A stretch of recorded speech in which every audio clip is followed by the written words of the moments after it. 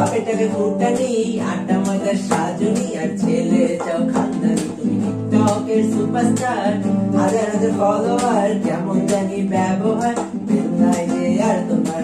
ও সুন্দরী রমণী, বাপের টাকায় ফুটানি, আটা ময়দার সাজনি, আর ছেলে চাও খানদানি। তুমি টিকটকের সুপারস্টার, হাজার হাজার ফলোয়ার, কেমন জানি ব্যবহার, বেল নাই যে আর তোমার।